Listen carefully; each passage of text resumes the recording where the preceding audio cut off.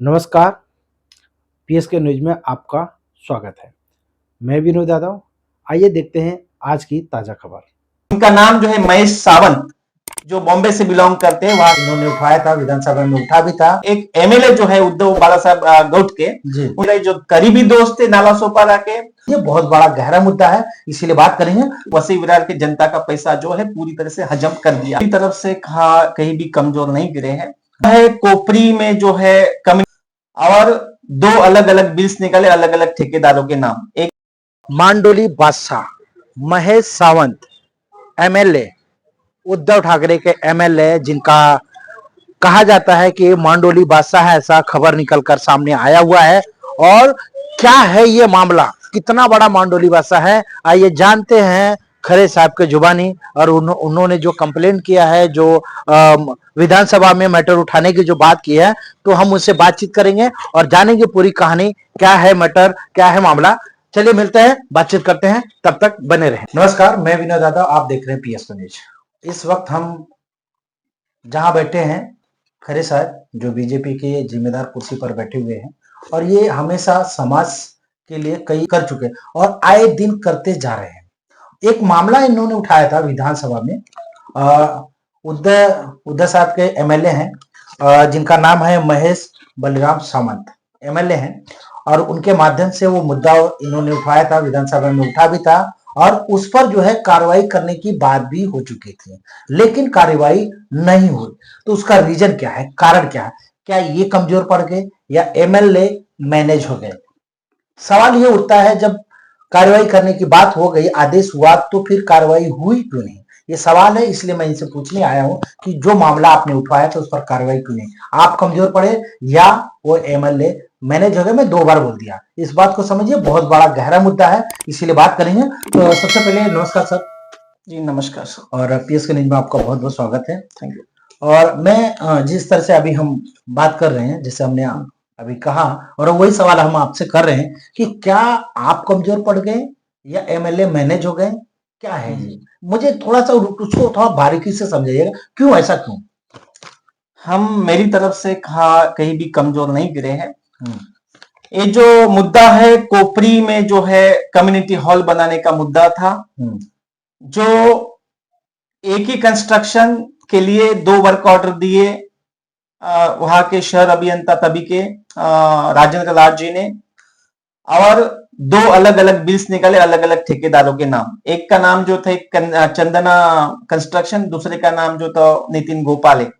इन दोनों के नाम से अलग वर्क ऑर्डर निकल के और दोनों के नाम से अलग चेक्स निकाल के उन्होंने महापालिका के यानी कि वसी विरार के जनता का पैसा जो है पूरी तरह से हजम कर दिया। मतलब एक काम पे इस बात को विधानसभा में उठाने के लिए एक मेरे जो करीबी दोस्त थे नाला सोपारा के, उन्होंने मुझसे संपर्क किया कि सर इस मुद्दे को हमने विधानसभा में उठाना चाहिए। तो उन्होंने मुझसे फोर्स करके उन्होंने एक एमएलए जो है उद्धव बाला साहब गौट के, उनका नाम जो है महेश सावंत, जो बॉम्बे से बिलोंग करते हैं, वहां से वो चुन के आए हैं, तो उनको मुद्दा दिया। उन्होंने जो है तारांकित में विधानसभा में प्रश्न उठाया भी है, लेकिन उसके बाद सेटलमेंट हुआ या और कुछ हुआ, उसके बाद कुछ भी इस पर कार्रवाई नहीं हुई है। मैं इस मुद्दे को और तेजी से उसको बढ़ाने के लिए मेरी पूरी कोशिश है। मैं अगले हफ्ते सीएम साहब को मिलकर इस मुद्दे को वापस उठाने का जो है प्रयास करने वाला हूं। लेकिन इसमें अभी कौन कमजोर गिरा, आपका प्रश्न ये है कि मैं कहीं से कमजोर नहीं हूं। भाई कमजोर कौन है, क्या है, वो आप समझ में आता है, जनता को समझ में आता है कि मुद्दा उठाने के बाद उसको दबाया क्यों जा रहा है, इसके पीछे कौन है, कौन मैनेज हुआ है, कौन नहीं हुआ है, वो चौकसी का मतलब तहकीकात का विषय है। मतलब ये कहीं ना कहीं ये चीज समझ में आ रहा है, जिस तरह से ये पूरा मतलब कि अपने शिद्दत से बोल रहे कि हम कहीं से कमजोर नहीं पड़ रहे। इसका मतलब है कहीं ना कहीं ये जो इल्जाम जो है एमएलए साहब पे जा रहा है कि कहीं ना कहीं वो मैनेज हुए हुए, ऐसा निकल कर ही समझ में आ रहा है, ऐसा दिख रहा। अब ये विषय है जांच की। क्या लगता है कि इस पे आप और कड़ी कार्रवाई करवा सकते हैं? जी, हमारे जो मुख्यमंत्री जी है देवेंद्र जी फडणवीस जी, उनसे मिलकर इस पर जांच की हम मांग करेंगे।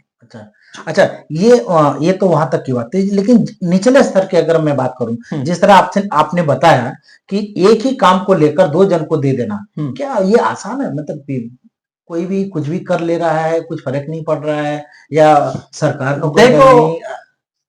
कि यहाँ पर डिक्टेटरशिप थी, तभी के शहर अभियंता राजेंद्र जी लाड, इनका एक हुक्मी पूरा कार्यक्रम चलता था। वो जो बोले वो फाइनल, वो बोले वो होना है, उस हिसाब से उनका चलता था। उन्होंने वो करवा लिया, 2 बिल्स निकाल दिए, और इसमें यतीन पाटिल, जतिन राउत इंजीनियर थे जूनियर, और ये राजेंद्र जी लाड, ये दोनों के ही साइन है।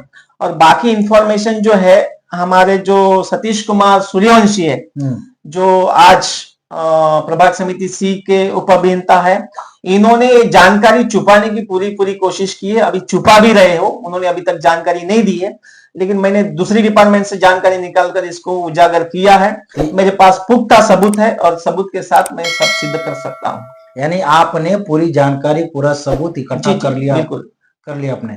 आप देख सकते हो जिस तरह से कि इन्होंने मतलब जो पूरी तैयारी के साथ में। अच्छा, मेरा सिर्फ अब मुद्दा तो एक ही है, बात एक ही है, पिक्चर मतलब कि जो है वो क्लियर हो चुका है, समझ में आ रहा है, जनता समझ भी गई होगी कि नहीं। हाँ, जो विधानसभा में सवाल आपने उठाया, आप अपने तरफ से क्लियर है जी। अगर उन्होंने कार्रवाई नहीं किया तो इसका मतलब कि वो मैनेज है, ये क्लियर हो गया, जनता को समझ में आ रहा है।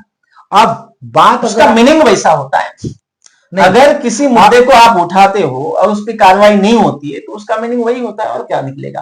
अगर कार्रवाई होती है तो साफ साफ मीनिंग होता है कि भाई आप धुले हो, दूध से धुले हो, आप साफ हो, कार्रवाई हुई है। अगर कार्रवाई नहीं होती तो उसका मीनिंग वही होता है, और क्या होता है। अब मैं आखिरी में सिर्फ इतना ही पूछूंगा, जिस तरह से आपने कहा कि हम अपने मुख्यमंत्री से बात करेंगे, देवेंद्र फडणवीस साहब से बात करेंगे, क्या लगता है देवेंद्र फडणवीस साहब इस पर कार्रवाई करेंगे या उसमें भी कुछ लिखेंगे? जी, मुझे हमारे नेता पर पूरा भरोसा है, फडणवीस जी उस पर बिल्कुल कार्रवाई करेंगे। ठीक है, आपके पास जो सबूत है वो आप हमें देंगे? बिल्कुल, आपको मैं दे देता हूँ। ठीक है, ये सबूत है, ये सब मेरे कमिश्नर को लिखा हुआ लेटर है, हमने देवेंद्र जी को भी लेटर लिखा है, लेकिन उसके बारे में मिल लेंगे।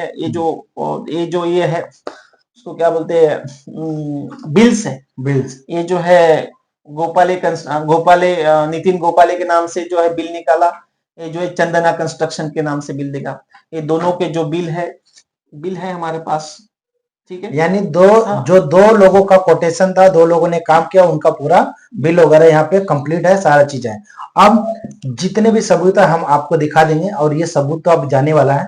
अब आप लोगों को इस बात को तय करना है कि आप किसके साथ जा रहे हैं, आप इनके साथ जा रहे हैं या एमएलए जो मैनेज हो चुके हैं, ऐसा दिख रहा है, ऐसा मीनिंग आ रहा है। जैसे सर ने कहा, हमने भी कहा, मैं आम भाषा में बोला कि एक मैनेज होने का जो पिक्चर दिख रहा है वो चीज। आप किधर जा रहे हैं, किस पहलू में जा रहे हैं, और कहां पे आप विश्वास करते हैं कि हाँ कौन व्यक्ति आपके साथ है। ये जिस तरह से समाज के लिए काम कर रहे हैं, समाज के मुद्दों को उठाने का काम कर रहे हैं, हर बार लोगों के लिए लड़ाई या लड़ते हैं, क्या आप इनके साथ में हैं, या जो एमएलए जो विधानसभा में मैटर उठाने के बावजूद भी मैनेज हो जाए, ऐसे एमएलए के साथ में है। तो चलिए मिलते हैं अगली खबरों के साथ में, तब तक बने रहो और देखते रहे पीएस वैली। Thank you. आज के खबरों का सफर यहीं तक, मिलते हैं अगली खबर के साथ, तब तक के लिए नमस्कार।